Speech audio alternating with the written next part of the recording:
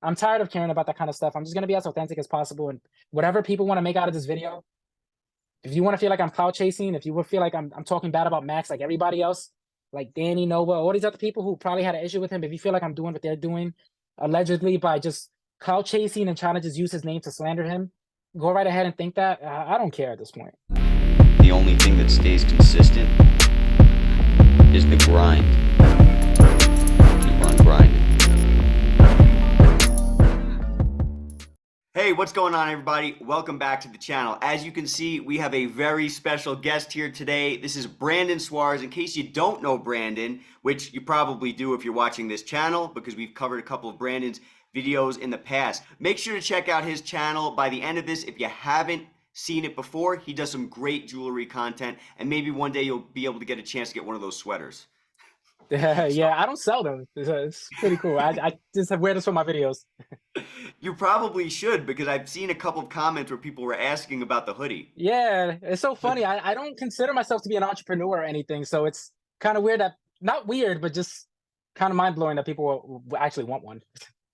Right. I think it's pretty awesome, man. And when I first saw the hoodie, I was thinking that you're really making this YouTube thing your own. And I think if you did put them out there, you'd get a good response, honestly. I really think you do, but I wasn't trying to be like a YouTuber. I didn't even know how far I was going to take this YouTube thing. Like the reason why I started, in case you're, I don't know if that was going to be one of your interview questions.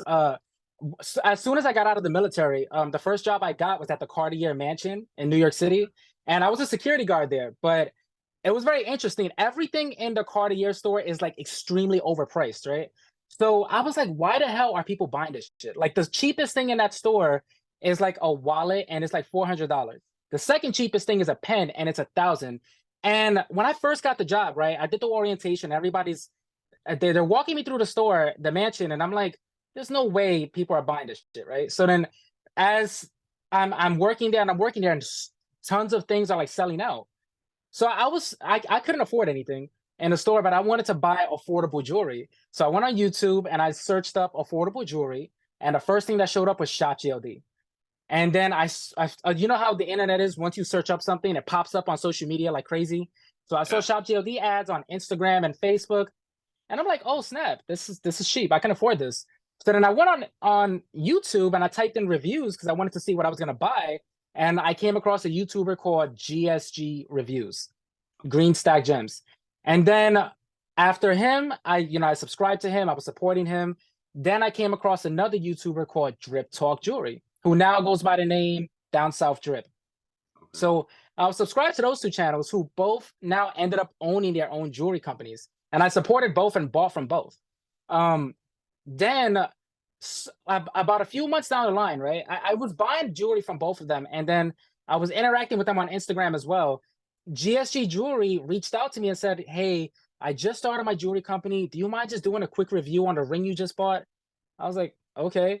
If you go all the way down to like my very first YouTube video, it's like I'm not showing my face. I'm literally just with the phone, just showing the ring. I didn't even put any effort into it. It was like a minute, 2 minutes long. And he kept asking me to do that. And I was like, okay, I mean, it's kind of fun actually. So I kept doing it over and over. And as I was getting more into the whole YouTube jewelry space, I discovered you. And I discovered you through a beef that was going on between Daniel Jewelry Inc. and some guy that I never heard of. And I was like, oh, he's explaining this so well. And I took inspiration from you doing that.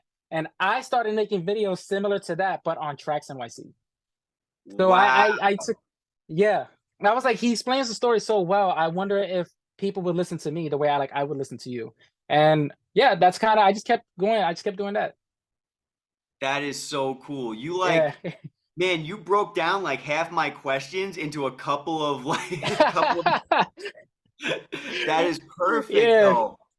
Wow, so you actually Yeah. found so many people found this channel through that beef with Daniel Jewelry Inc. and that other dude who will remain nameless Yeah. because I promised him I would never say his name again. He was Yeah. really happy about that. And Oh I just man. kept going through your channel. When I saw your other videos, you were talking about moissanite, and I was just discovering what that was. And you, what kind of stood out between your channel and a lot of other people's is that you took your time breaking it down, whereas other people, I don't want to say names, is not, they kind of talk muffled, and they're not explaining it well, and you give a like a more detailed review of stuff, right? And normally, like I have a short attention span, and I've always had this since I was a kid. But like your videos are pretty long, and I'm able to watch it because you talk like a college professor.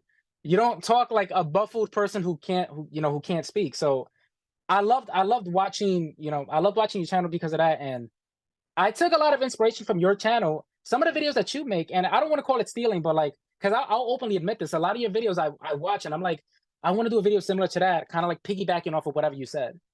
And yeah, and ever since you never kind of covered any of the besides the Daniel Jewelry Inc. beef and Ice Giant as well. I don't think you've covered any other beef besides that. But because you made that one video covering that little series, if you would have never made that video, I don't think I've ever would have covered the Diamond District.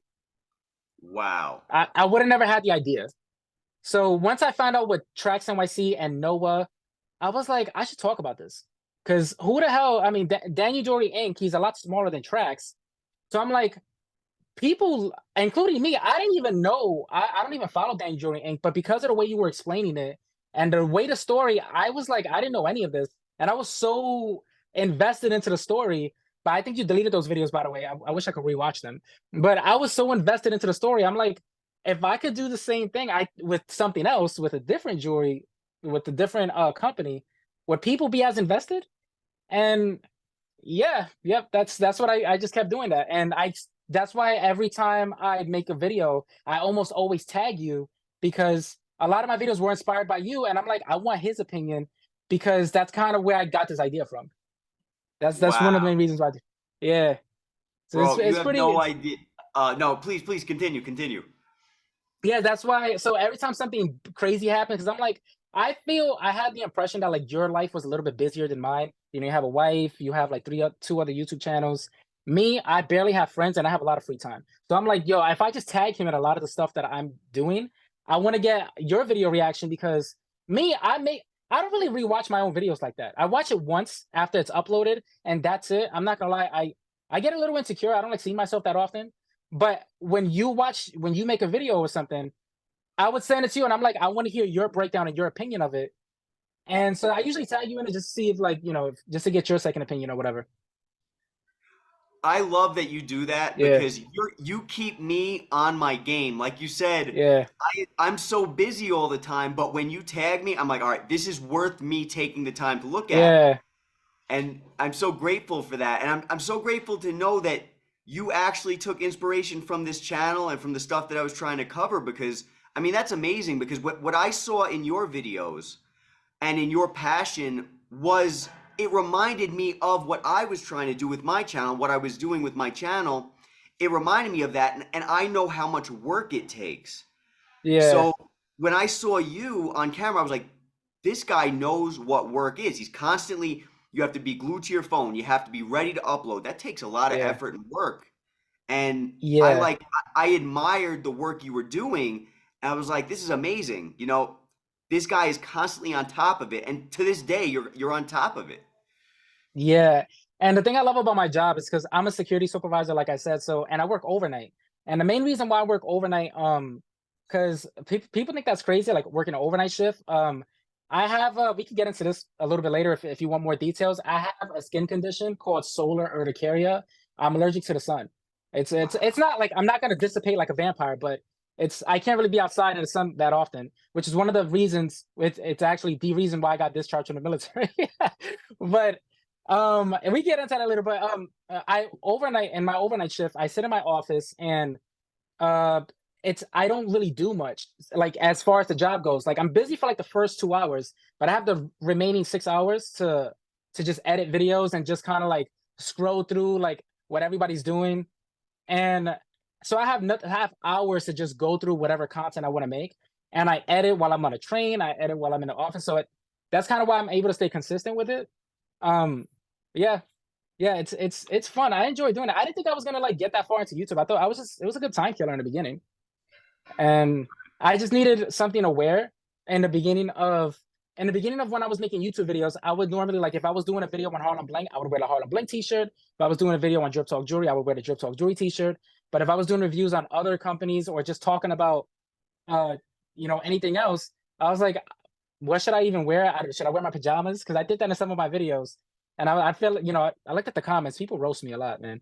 So I was like, let me go on Amazon. I went on Amazon, and you could just type in custom hoodie, and I made this for $20, and I was like, let me wear this in every video, so I just don't have to think about it too much. Nice. I love it. I love it. Yeah. Well, you know what? I feel like the reason your, we'll call it a brand, or your channel has grown so fast is because I think it's because of the way you come across. Like you mentioned, you didn't think that you would get so into it, but I think Yeah. people see that the love you have for it, the passion you have for it, and the honesty that's coming from you. And I think that resonates with a lot of people. So when people see a good person, normally people are gravitating towards that person. I mean, I know you said you get roasted a lot, but let me tell you, I mean, that's every single channel. Yeah, Every pretty much. channel. Yeah. If you Yeah, I want, get a lot of I get a lot of questions on my gender and sexuality, all that stuff. I actually don't get offended by the comments. I actually laugh at them. But it's I hope to see, like, I want people to comment on the video itself. And I'm like, yo, come on, yo. That's what I kind of look for, because the reason why I do that, right, is that I usually take comments and I make a video out of that comment. So like if somebody says something bad, and I did a couple videos on this, somebody said something bad about like Tracks NYC, or they disagree with him. I screenshot it. I have a printer right next to me. I print it out and I take it over to Tracks NYC. I was gonna do the same thing with Eddie soon, probably this week or the next week. So I look for comments like that that could be controversial or something like that. And so when I'm going through the comments, I'm like, is this boy or girl? Is this a boy or girl? Is this a boy or girl? I'm like, Jesus Christ, come on, I need a real comment here. And that, it kind of frustrates the hell out of me. But oh, it doesn't get me mad or anything like that. But in case anybody was wondering, now I was born a guy. I'm a man.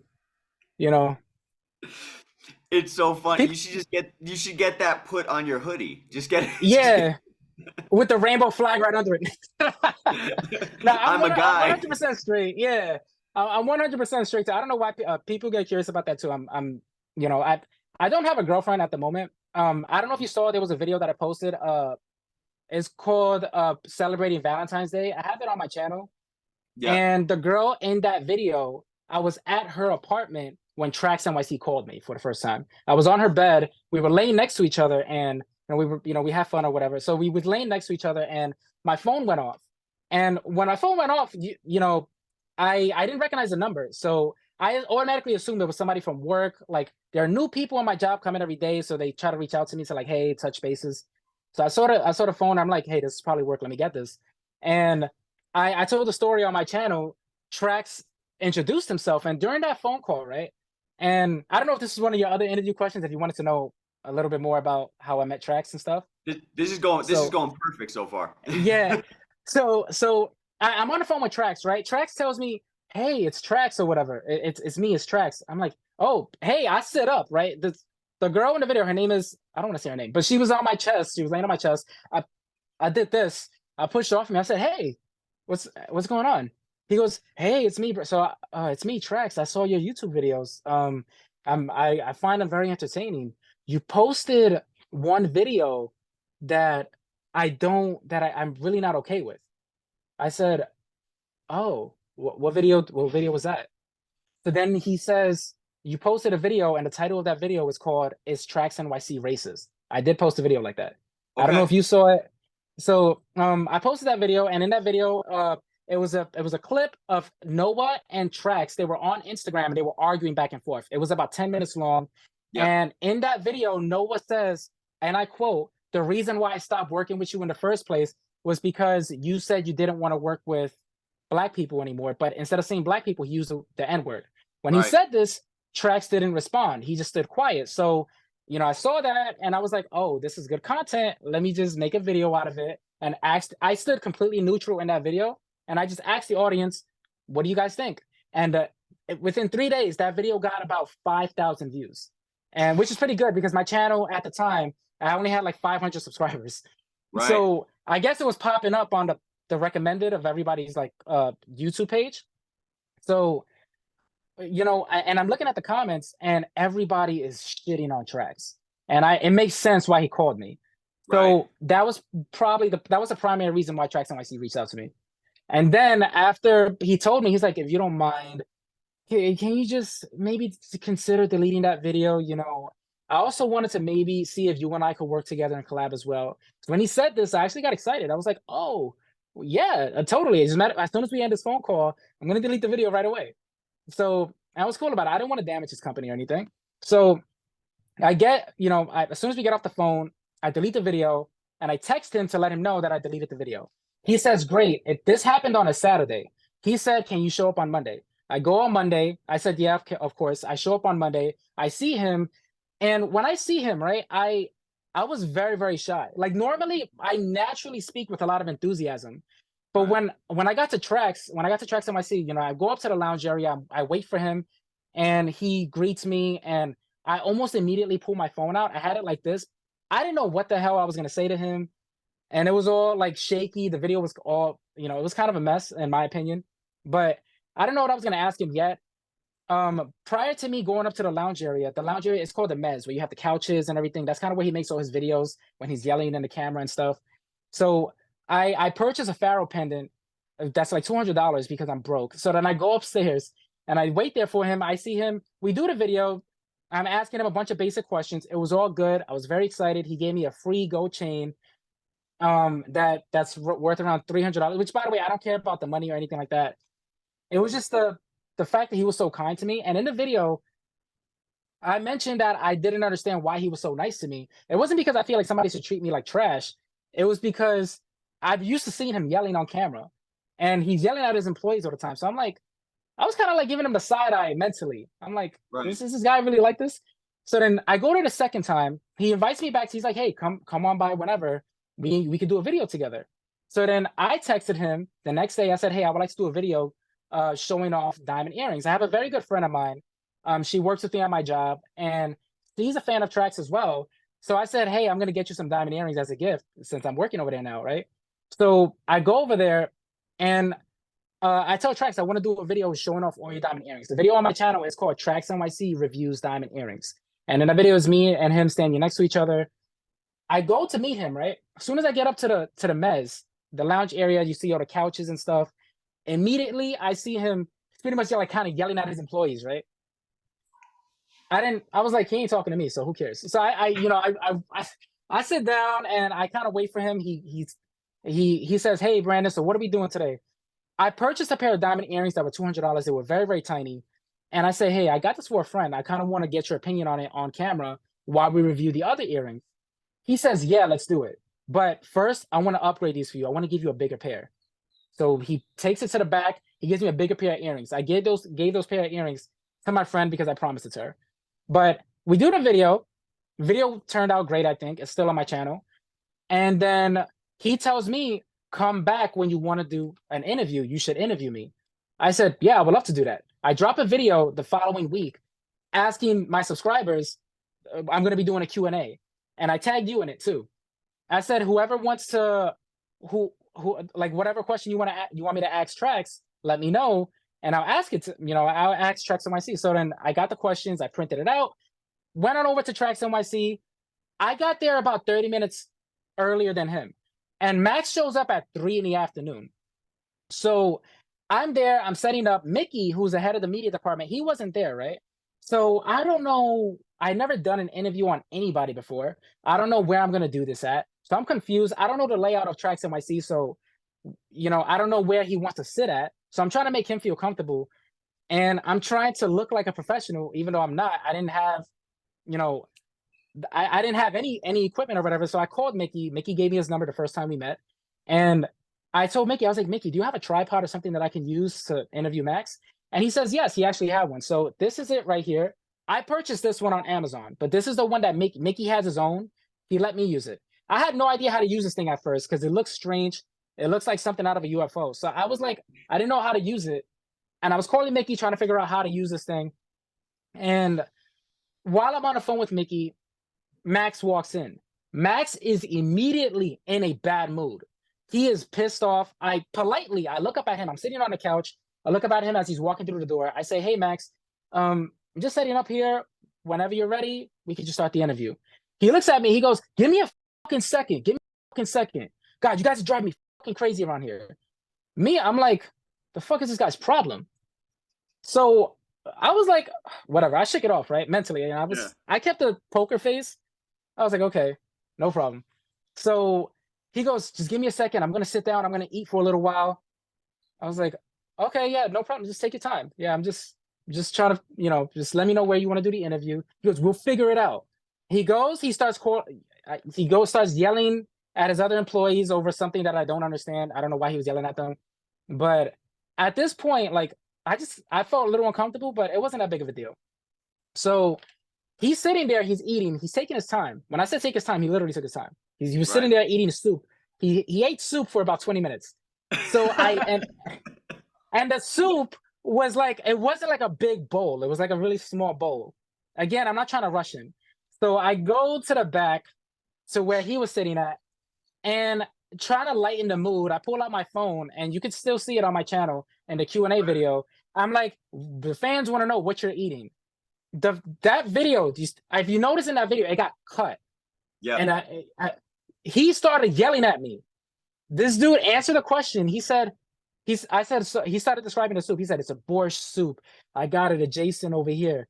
Brandon, didn't I fucking tell you I didn't want to do the interview? Give me a fucking say. He starts yelling at me. He goes in on me, right?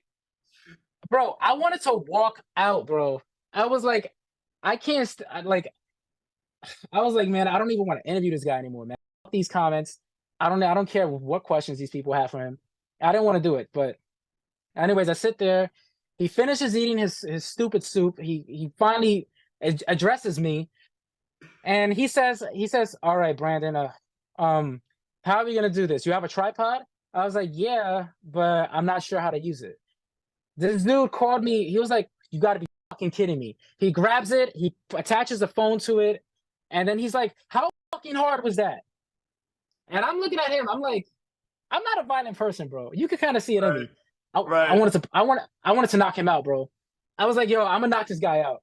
Like I was so he's like, he's like, how fucking hard was that? And I was like, exactly my reaction. I said, okay, would you like to do the interview in your office or would you like to do the interview here?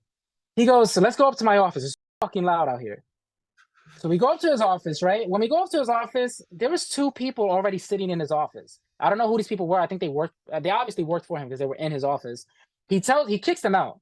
He literally tells them, "Fuck out of my office." So at this point, I am thinking, I'm like, I thought Tracks NYC was like this only on camera. This guy's a dick. Like I was like, this guy's a asshole. But I'm not gonna like. I'm already here. I came all this way. I've been waiting for him for like 30 minutes. So you know what?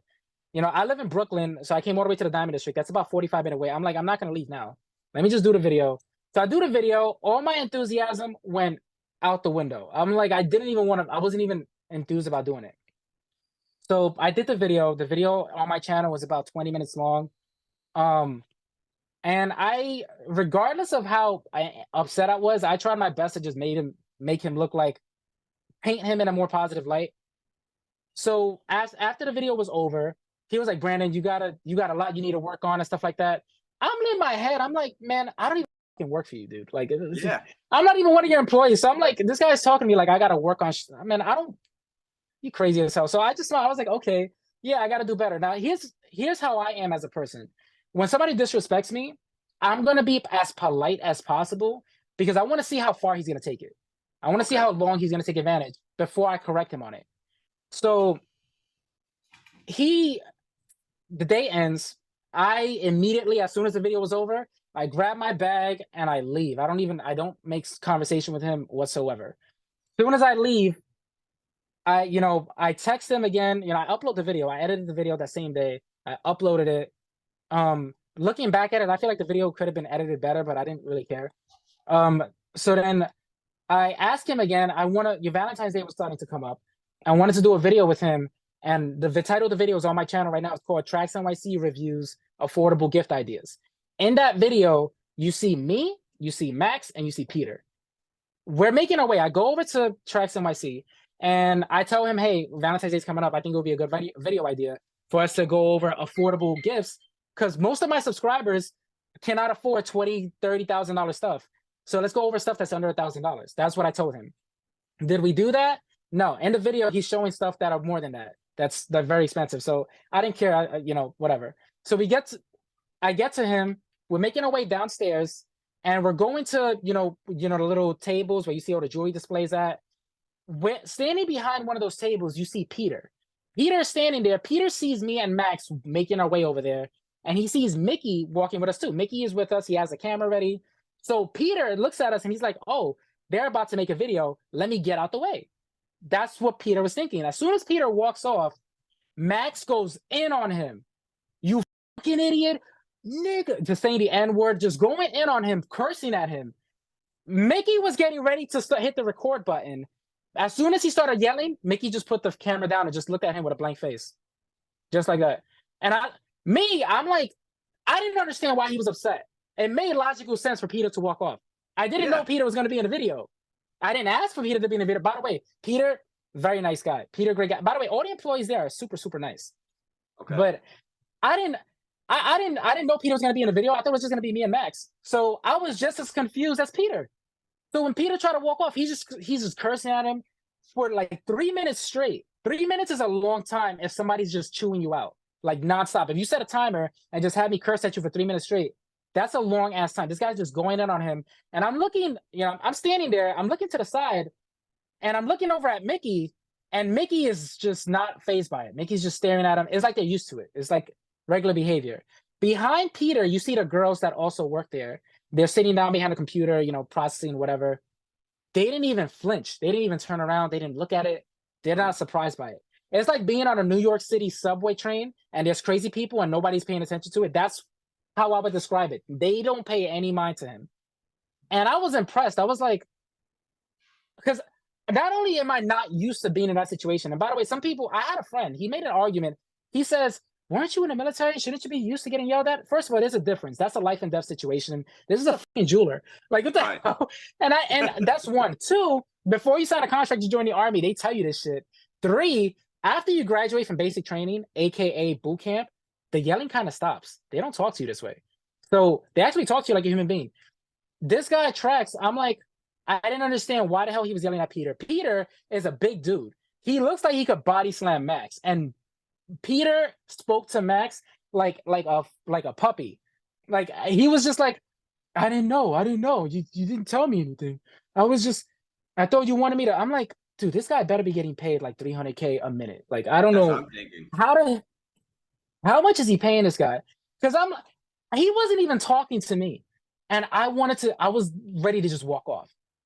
I was like, this guy is such a nasty person. And I was like, that's so disgusting. So then he finishes chewing out Peter, and he's telling Peter, "You fucking work here. Why the hell would you walk off? If you see a camera, you stand in front of it. I don't give a fuck if you're not saying anything. Oh, you guys are just retards here."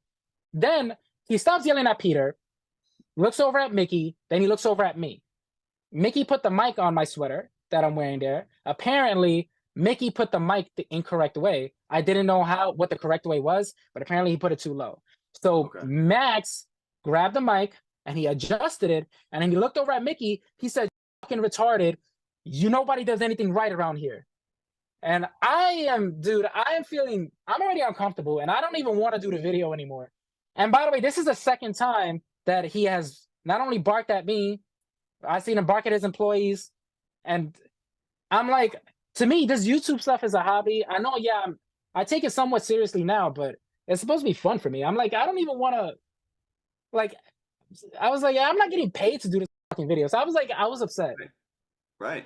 But I brushed it off. At least I tried, because I'm looking around. Immediately I look around to see everybody's reaction. I'm like, nobody else is fazed by it.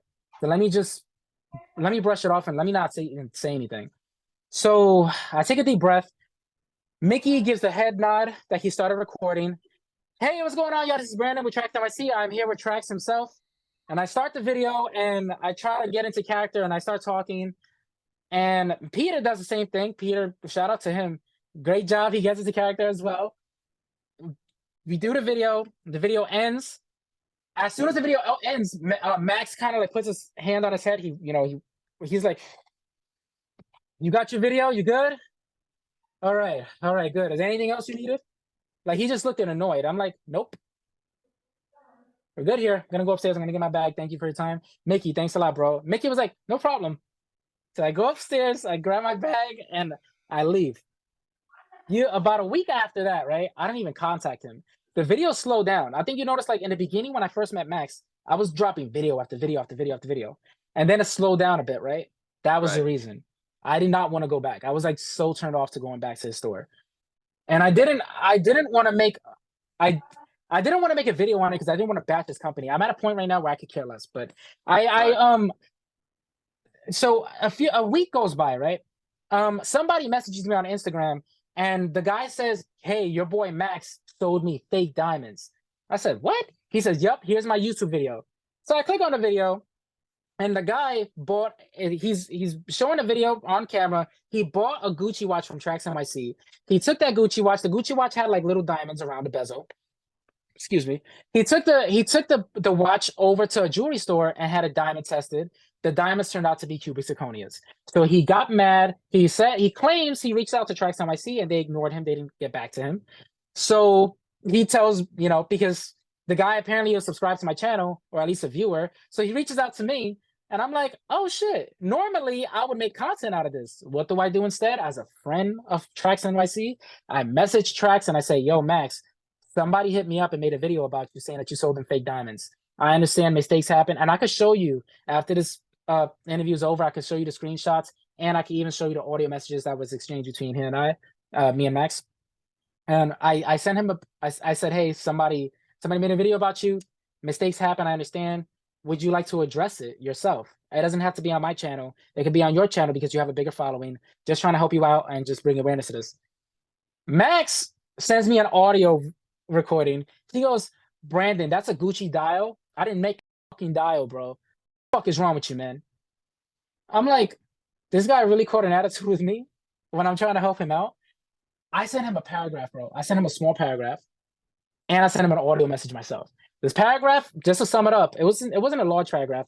I said, you ever talk to me like that again, I'm done going to your store. That's exactly what I said. Then I said, first of all, you should be saying thank you to me. I didn't have to do that. I could have made a video saying Tracks NYC sells fake diamonds, and I could have got a large viewership. I could have got a lot of views on that. I didn't do that. I sent it to you as a friend. Max texts me back. He apologizes. He says, I'm sorry, bro. It was an audio message. He said, I'm sorry, bro. That's just a part of my personality. I don't know what else to say. I ignore it. I was like, I ignore it. I didn't care. It wasn't like an apology, like I'm not gonna do it again. It's a part of my personality, like kind of like whatever. I didn't answer. Yeah. So I didn't answer it for a while. He calls me. He didn't call me like after 30 minutes. I guess he realized because on iPhone, you can see when somebody read the message and just didn't respond back. So he calls me. He says, hey, Brandon, I just wanted to apologize again. He apologized to me over the phone. And I politely tell him, I talked to him in his tone. I said, yeah, Max, listen, I go to your store because I just love talking about Tracks NYC. I love doing content at Tracks NYC. I'm not gaining anything out of it. I'm not Noah. I'm not Danny. I'm not asking you for money. I did not ask you for money. Also, I skipped over a part. Tracks NYC bought me an iPhone. The iPhone that I'm talking to you with now, Tracks purchased this. It's an iPhone 13. He told me after the second time we met, after the Q&A video, he says that my camera quality is shitty and that he bought me a new phone. Very nice of him. I was very thankful for it.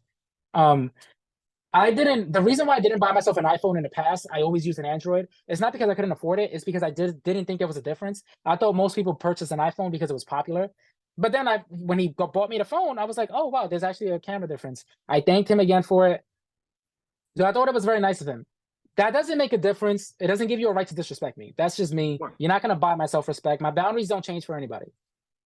So I was really upset about it. He tells me on the phone, he's like, if you want, you could come back to the store and we can address the situation. I said, Max, I'm not interested in that. I sent you the video so you, Mickey, and all your whole crew can decide what to do about it. I'm just making it aware so the video doesn't rack up on views and you can just address it before it gets out of hand. That's it. So he's like, all right, thank you, man. Okay, you could come, you can let me know when you want to drop another video or whatever. So after that conversation, I didn't go back for a while. I just didn't go back for like about a week or two. I dropped a couple videos after that, like just talking about him. Like the last time I saw Max in person was when he made $1 million followers on Instagram. He was with influencer he called Kush Poppy. I don't really follow that guy, but he was with him and he was hanging out with him. Max was cool. It was fine. I just kind of interviewed him and asked him how he feels about.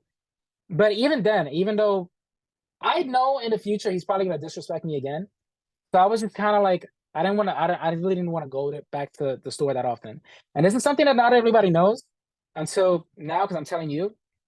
Because I was like, because one side of me is like it's a good opportunity to because I'm working with him. Should I overlook it? Because the one question that I always ask, I'm like, why does everybody let Trax talk down to like? Why did they sit there and let him talk down to them, right? And I was asking my friend this, right? I was like, yo, I don't understand why did they sit there and like let him disrespect them. And my friend asked me, why are you letting him do it to you?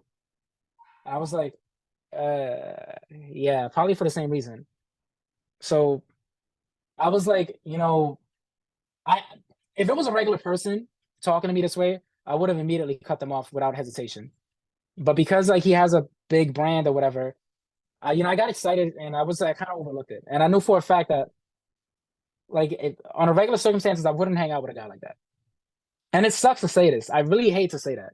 I was so excited. I really like making videos. One of the previous videos that I really enjoyed doing was the Rolex video. I took fake Rolexes to Tracks NYC and I asked all the employees. I have more fun making videos with his employees than I do with him. Right. And that's I made videos with Mickey and his employees. They're so cool, man. Those guys are really fun to those guys are really fun to talk to and stuff. Max himself is just I just couldn't. He's difficult to be around. I actually spoke to Mickey about it, and Mickey agreed with me, but he was but he didn't really want to say too much. He was just like, yeah, I understand he's difficult to be around. I overlook it. Mickey just overlooks it, and Mickey, he talks about how it was a great opportunity. It was a great opportunity for him. Mickey doesn't care too much about it. Another thing, in regards to pay and stuff like that, I asked Mickey what are his deal breakers in a previous video that I did. And off camera, I asked him, even on camera, I asked him too, why is pay such a big deal breaker? Like when somebody comes in, the first question he asks is, how much am I gonna get paid? And the reason why is because, and him and Breezy told me that basically, if you're working in the media department, you're basically gonna be getting paid like minimum wage. So if money is super important to you and you wanna work in the media department, like editing and doing stuff like that, you're not gonna get paid much. If you're working as a sales rep, you're basically getting paid strictly commission. Okay. Wow. So that's how that works. I mean, I'm sure Max it probably varies by person. So I'm not gonna don't quote me exactly on that, but that's just what they told me. They just gave me an estimate like that. To me, I'm like, hell no, I'm not gonna work for that. And even then, even if he offered me a good salary, I don't know, 150, 200,000, I wouldn't do that. That's crazy. I can't. It's difficult being around him. Yeah. And it really sucked. And I compared that to a week after my first interview with Trax. I had my first interview with Eddie. Okay. The first time I met Eddie from Harlem Blink, it was a complete opposite. When I first saw him, I wasn't shy at all. I spoke like this.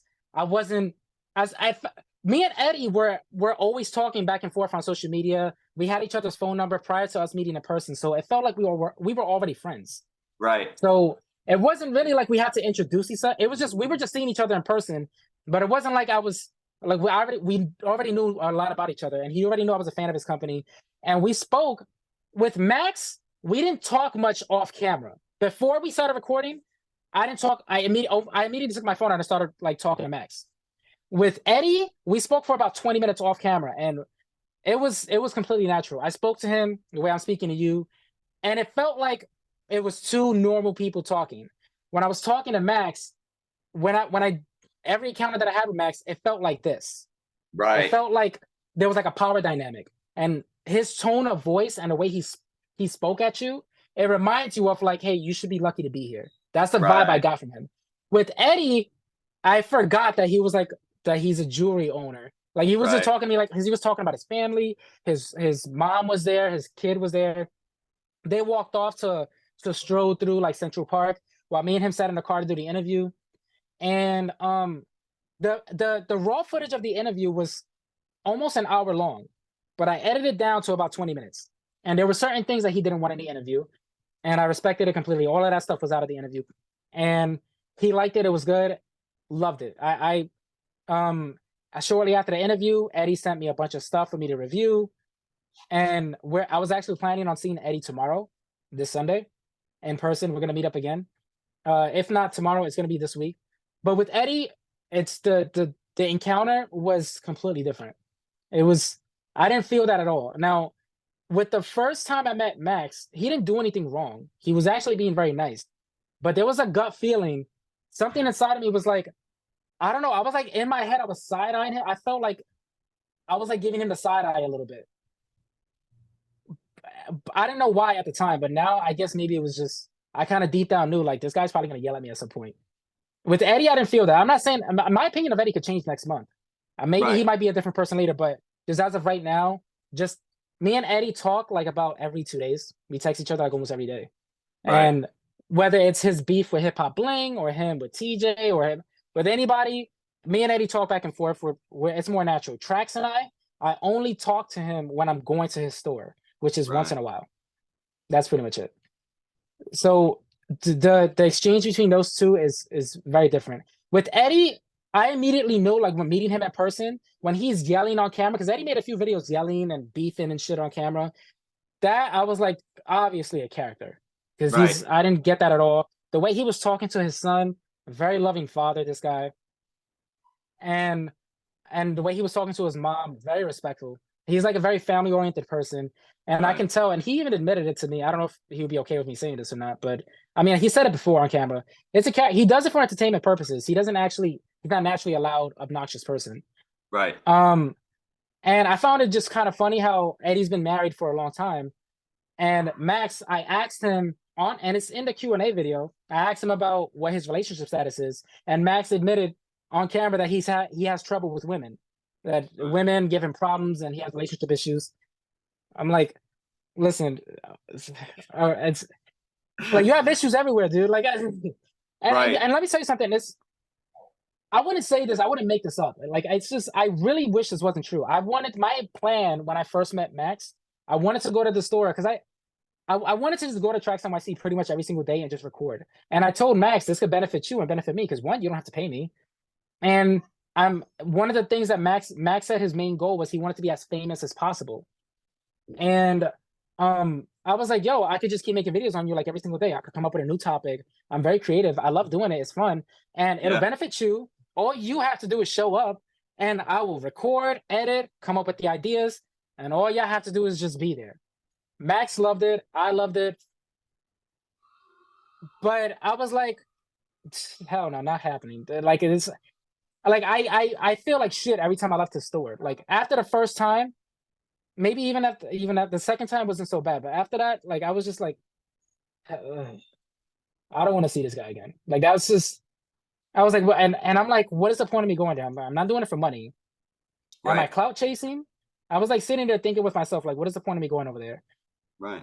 I'm doing it for my subscribers because I feel like they like to see him. Right. And um I was like, I don't care at this point. I mean, I'm not saying where am I right now? Am I saying that I'm not going to go back to Tracks NYC? I don't know. I really don't know. If Max happens to see this video and he gets offended, listen, he knows this about himself. I told him all of this already over the phone. He Right. knows this. If this is something that he chooses not to work on, expect to lose friends. I mean, this is what's gonna happen because that was genuine. I wasn't asking or trying to get anything out of him. Anything that he gave me for free, I didn't ask for it. I didn't expect it. I don't ask for anything for free. I just he called me. I didn't call him. He called me asking for a favor for me to delete a video. And my counter offer when I got there, I was like, hey, I will not work for you, but I would definitely make videos on you. You could benefit more for that. So I could just keep going to your store making videos on you. And if you're still looking to hire somebody, you could hire another person and actually pay that person, and I could collab with them. And it'll be, dude, like, how could that not work out for you? But no, he wanted to make me mad. Right. Now I'm not going to the store. So Right. Wow. it sucks, man. I really wanted that to work out. I really wanted That that is to work out, but wild. I'm not. I really wanted that to work out, but I'm not gonna be abused. Like, I was abused as a child. I'm not gonna take that as an adult. I have when you go through certain things as a child, it's like as an adult, I have very, very low tolerance to that kind of stuff. Yeah, I don't know if you were gonna ask me about a lot of people ask me, I don't know if you were gonna ask me about my childhood or how I grew up or whatever, because Listen, people ask me man, that all the time. I want that was like on the agenda, but this turned into a different interview. So, I mean, Yeah, I don't, yeah, but it's cool though. If you have time on another day, because I don't want you to be late to work. We covered like a heck of a lot of material, and honestly, you yeah. gave people an inside look to this world. Like when the gem expert said that Max was a sociopath or whatever terminology he used, I Yeah, was I didn't want like, to agree with it. I was like, in my head, I was agreeing with it, but I'm like, right, I'm not gonna agree with it on camera. I'm trying to like remain friends with Max, right, but I'm like, man, I'm tired of being fake. It gets tiring, bro. right. I'm like, what's the point? Like, I'm not gaining anything out of this. He's not paying me a salary. And even if he was, it's like, what does that say about my character? I want to be as honest as possible. I knew from the moment you said you wanted to interview me, I'm like, whatever question you ask, I just want to be honest about it. It's kind of like, I'm tired of lying for people because people, the reason why people don't change is because people make excuses for them. Oh, it's Tracks NYC. It's a good opportunity. It's this and that. He could, I'm like, and this is not just for Tracks, it's for anybody. People's abusive behavior or disrespectful behavior doesn't change because people make excuses for them. I don't want to be one of those people. I'm going to say what it is. If you still choose to support Tracks NYC, more power to you. I love Tracks NYC's brand. I love his videos. I love covering the Diamond District. I love Tracks. I don't like Max. Right. Those two, I kind of separate those two a little bit. And I do that with music artists and actors and stuff. Like, I separate the artist from the person. So, whenever there's controversy on somebody who's famous, I like their work. I may not like the person, and I try to separate those two. I like Trax NYC. I'm gonna stay subscribed to him and stuff like that. Me and Trax follow each other on Instagram, and it's cool. If he still wants to be friends after this, great. If not, I don't feel like I'm losing much, to be honest with you. It's just I don't really care. So that to me was just really upsetting. The gem expert sent me that video on Instagram. I guess that's like a joke, or he wanted me to react to it. All I did was repost it on my channel because I thought it was hilarious. And then I sent it to you because I was like, maybe you want to make a video because I don't want to say anything bad about Max. But then when Right. you said you wanted to interview me, I'm like, I feel like you're gonna ask me. I felt it like you were gonna ask me something about Tracks NYC. I'm like, so then I thought about it because I'm like, I anticipated that. I'm like, am I gonna tell the truth? Am I gonna tell Joey the truth, or am I going to tell Joey I love Tracks NYC? It was a great opportunity. I'm so glad he called me. I was very privileged or whatever. Am I going to fake that? I'm like, no, I'm just going to tell the truth. And I don't care how you edit it. I don't care what thumbnail you use. I'm tired of caring about that kind of stuff. I'm just going to be as authentic as possible. And whatever people want to make out of this video, if you want to feel like I'm clout chasing, if you would feel like I'm talking bad about Max like everybody else, like Danny, Nova, all these other people who probably had an issue with him, if you feel like I'm doing what they're doing allegedly by just clout chasing and trying to just use his name to slander him, go right ahead and think that.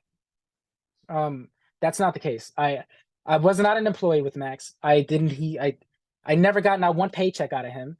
I I I didn't call him asking him for anything. He called me asking me to delete a video.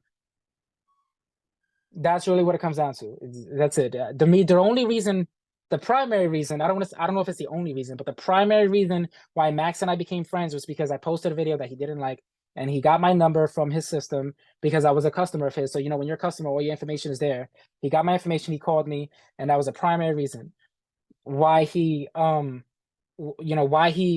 why he reached out to me. You posted a video kind of reacting to the interview that I did at Tracks NYC, and I read some of your comments, and one of your comments, somebody said, I forgot the name of this person, but the person said the reason why Tracks reached out to Brandon in the first place was because Brandon was posting videos that could cause Tracks NYC a lawsuit. I didn't reply to it. I don't even think you replied to it, but I was like, that could somewhat be true, but I didn't say anything about it, and I didn't want to believe that to be true either. Because I'm like, if I didn't post that video as Tracks NYC a racist, would he have reached out to me at all? Probably not. Right. Probably not. I Right. posted so many other videos about him before in the past that got way more views than that video, and he never reached out to me before. Not that I wanted him to, but it was just, that's just the truth. I mean, now if there's a chance, if he just so happened to like my content and wanted to offer me a job after that, awesome. Respectfully, I decline. I have to like you as a person to want to, because he wanted me to quit my job, and basically all my content would have to revolve around him. Right. Not happening. Not Right. happening. And I was always fair. When I was at Tracks NYC, Eddie has hit me up and he was like, "Hey, ask Max if we could collab and stuff like that." I was like, "I'm not gonna ask him that. Max doesn't like you. Like, I'm not gonna do Right. that." I was trying to stay fair on both ends. Every time I bring up Eddie's name, excuse me, every time I bring up Eddie's name over at Tracks NYC, this guy just he fucking hates Eddie. I'm not gonna do that. I'm not gonna try to. I'm whatever I do with Eddie will be with Eddie. Whatever I do with Tracks will be with Tracks. I'll separate the two. Even if I like one more than the other, I stay as fair as possible. I will do whatever work with Tracks. I won't even bring up Harlem Bling's name. I did the Moissanite video. I did not promote Harlem Bling. I didn't say Harlem Bling's name. Mickey did. Mickey brought up Harlem Bling's name. I kept Harlem Bling out of it.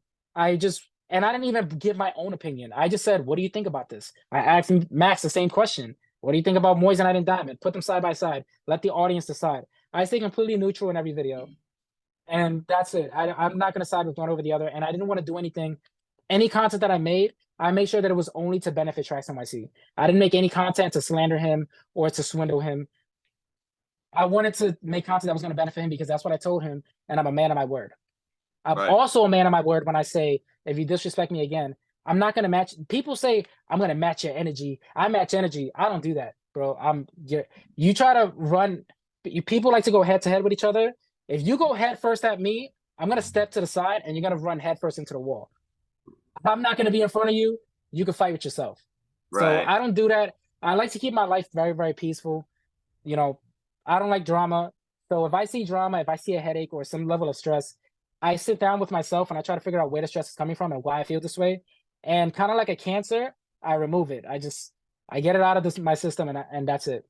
And the longer I keep a person around that's not good for me, regardless of who they are, um, the cancer starts to grow and grow and grow, and I become more and more stressed out. Right. So I was like, I kind of just want to be. I'm at a point where I kind of just want to be done with him. Right. And somebody commented on what previous video. I don't remember who it is because I didn't really look at the person's name. I didn't want to do a video on it. But somebody asked me, like, do a video on your life. Because, I mentioned in a video where I was talking about Tracks, somebody said, "Do a video on your life. How were you homeless?" Right. Like, or where are your parents? Or something like that. Every time somebody asks me about my parents, I don't, I always say I don't have parents. But the truth is I do. Obviously, I wasn't hatched. But like, I have parents, at a very early age. I was in a very abusive household. I was molested by my mom at a very early age, and that's something I didn't want to tell. It's embarrassing to talk about when I'm older. And instead of because listen, anybody who's ever been sexually abused as a child, uh, you can't prove it as an adult. There's really nothing you could do about it. So, and on top of that, it was like it's my mom who did this, and my dad, he was very physically abusive as well. And like he wanted me to be like him. He was like this big, heavy set, super masculine guy. And I guess just wasn't who I am as a person. He used to like really like he used to me up, bro. And my mom used to do the same. My mom was 10 times worse than him. I don't hate my father, but I cut him off completely. My mom, on the other hand, she was sexually abusive, verbally abusive. I used to go to school with black eyes, busted lips. As soon as I hit like 17, 18-ish, I left my home and like I just never went back. I was homeless because I didn't have a place to live. I had a job, but I was making minimum wage. At the time, minimum wage was about $8.75 an hour. And I was working at like American Eagle. And I was I was I was broke and I slept at a park in Central Park. And I was like I it was such a frustrating time, but I don't know. I deleted all my social media. I was very young. I deleted all my social media. I was working two jobs, two full-time jobs, and I managed to rent a room because New York is extremely expensive. So I rented a room. I was paying $700 a month for just a little room. And when I was there, I became a supervisor at Macy's, and I was making $10 an hour as a supervisor, and the regular workers were making $9. And I was 19 years old. And one day I was walking around, I was doing security there. An army recruiter walks in and says, "Hey, you ever thought about joining the army?" I said, "Hell no, I don't want to die for this country." So then he says, "No, no, no. It depends on the job you choose. there's different jobs. You don't have to do combat. You know, you wouldn't be in combat or whatever. I was like, I'll try it out. Okay, I'll take the test. If I pass, I'll join. And I told him that jokingly, but I'm a man of my word. If I said I'm going to join after I pass, I'm going to go through with it. So he drove me, the Army recruiter, he drove me to the place. It's in Brooklyn. You take what's called an ASVAB. And I took the test, and the test is basically like your SATs. I don't know if you remember, there's like a math section, a reading section, and I was guessing every single answer. I was like trying to fail. And I got a high score somehow. And when I got a high score, I had a bunch of jobs that was available to me. So the Army recruiter says, hey, I recommend 92 Alpha automated logistics specialist. Basically, I'm going to be in a warehouse, logistics. You're just putting stuff away, shipping things out. Very easy job. You're not infantry. So I was like, oh, that sounds cool, you know? So I was like, okay, I'll do it. So that's what got me into the Army. When you join the Army, they ask you if you have any disabilities, illnesses, or whatever. I knew I was allergic to the sun. I didn't say it though. I was like, let me see how far I could get without saying anything about it. And I got pretty far, man. I was in for 2.5 years. I was like, man, that sun ain't got shit on me. So then when they give you what's called a wish list. A wish list of places is you write down a list of places where you want to be stationed. I put Fort Drum. I forgot the other two places. I think I put South Carolina and Virginia, but the first was Fort Drum. Fort Drum is located in upstate New York. It is extremely cold over there. It is almost always snowing. And I chose that as my number one. They did not put me there. They put me in Fort Bliss, El Paso, Texas, where it is 95 degrees all year round. So one day, this was in 2016, the election was here. Donald Trump became president. As soon as he got elected, by the way, I don't care about politics. I didn't care who was president, but he became president. Immediately, we were told that we were going to be deploying overseas to Kuwait. So that means that we're going to have to do something called an FTX, which stands for Field Training Exercise. We're going to be out in the field, in the woods, training for about 3 weeks straight, not showering. You're going to be out in the sun. And so I go and I do this, right? Prior to that, I'm in a warehouse, indoors. As soon as I'm done, I hop in my car, drive home. Dude, I was crushing it. Good. I had a good routine going. So as soon as we get to the FTX, you're outside. It's getting hot. I have to take off some of my uniform. As soon as I take off my uniform, right, the sun is blazing on me. My skin, kind of like an allergic reaction, starts to turn red. I turn red completely. My platoon sergeant looks at me and says, what's wrong with you? Did you get bitten by something? I already knew it was the sun, but I was like, no, it's hot. Like that. No, it's just this. Nah, I'm good. And I'm drinking water. He's like, go to sick hall. Sick hall is basically like, you know, the nurse, like the nurse's office, basically. You go to the doctor, like the Army doctor, they check you out. They figured it out, and they said, you might have something called urticaria. I just bluntly told them, I said, yeah, I have solo urticaria. I had it before I came here. Wow. Some people said I was stupid for saying it because they said I could have got a disability check for it, but I'm not that type of person. All right. I'm like, I'm not that type of person. I'm not going to do that. Like, screw it. You know, I just said, yeah, I had it this whole time. I thought I could get away with it till now. Then they gave me the option. Do you want to go home or do you want to stay? If you stay, you're not going to deploy with the rest of your unit. You have to stay here. And we just have to figure out where we're going to put you. I wanted to go home. My primary reason for going home at the time, and it sucks, it's embarrassing to admit this, is because I was dating a girl at the time. It was my longest relationship. Me and this girl were together for 5 years. And I missed her. They weren't letting me visit her. And we were doing, you know, we would video chat and call each other. I was young, bro. I was 19, 20 years old. And this girl, I was dating her. We met in high school. It was like my high school sweetheart. You know, I'm like, you know, and I was faithful the entire time I was there. I didn't mess around with any other girl. And, you know, and I really wanted to be with her. I left the military. I saved all my money. I didn't spend any of my money. Every paycheck I got, when you're in the military, you're not paying any bills. So every paycheck I got, I left with a good, like maybe 20 grand. I got my own place, furnished my place. So my girlfriend, you're going to come move in with me. When we started living together, oh my God, man, the relationship took like a left turn. Everything is different in a relationship when you're living with somebody. She wasn't doing much. She wasn't helping me out around with anything. I was working 2 jobs still because I wanted to maintain a certain level of income so I don't go homeless again. Right. And the first job I got coming out of the military was at the Cartier Mansion. I was working there, and at a second job, I left the Cartier Mansion because they told me that my hair was getting too long, and that I didn't meet the standard. That I have to cut it or stay. Either I have to cut it or they basically have to let me go. I was like, I'm not cutting my hair because I was cutting it so often in the military. I was like, man, I wanna grow my hair out. So, and it Right. was a good decision. I enjoyed it. I left it. I got a new job at a construction site doing security, and I became a supervisor there, and making there I was making around 65,000 a year, which was good for me starting out because I was making weight going from $10 an hour prior to military to that. It was pretty good. Yeah. But and then I got a second job on top of that, so I was doing pretty okay. I would come home and my apartment is a mess. The dishes are not clean. My girlfriend doesn't have a job. She had this dream of being an actress, and but she wasn't really doing anything much about it. I wasn't seeing her going to auditions or anything, and we were just arguing consistently until I finally just told her, "Listen, you got to pack your stuff and leave." So the relationship ended, and yeah, from there I had a lot more free time because I was spending my money and my time with her. When she left the picture, I had more free time on my hands, so then I started buying jewelry, affordable jewelry online, and that's kind of like how I started my YouTube channel. Because now, whenever I go home, I'm by myself, and I would just start making videos, and I have fun with it, and it's kind of what got me here today. Yep, Wow. very fun. Wow. Shortly after the military, I deleted all my social media before I joined the military. I deleted everything.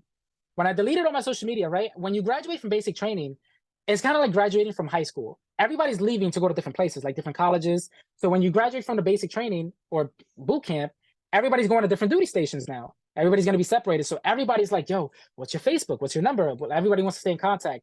Me, I'm like, I deleted all my social media. So I recreated it. I recreated my Instagram, recreated my Facebook. I created a brand new everything. And I added everybody that was there. And on Instagram, my Instagram following is a lot larger than my YouTube following because I'm very photogenic. I take a lot of pictures, and I was taking so many pictures, like model type pictures, and smaller companies will reach out to me and send me T-shirts and clothing store, like small clothing stores will send me like clothing. All I had to do was take a picture, and I got the item for free. And I was like, this is actually pretty fun. Somebody suggested like you should make a YouTube channel and do this consistently and see if people send you free jewelry. Yeah. And I was like, I don't want to do it with the intention of getting free jewelry, but I do want to make a YouTube channel because Instagram, I was like, I had fun with it on Instagram, but YouTube, I was like, maybe I could be a YouTuber. And I kind of just gave that a shot. But I kept those two separate. So on my Instagram, I don't really like when you look at like a YouTuber like Hubano, when you look at his Instagram, it's intertwined. You go on his Instagram page, you see his YouTube video clips all on his all on his page. With me, it's just pictures of myself on YouTube. YouTube, Facebook, and Instagram, I keep all those as like I have a different following on each, and I kind of like it that way, at least for now.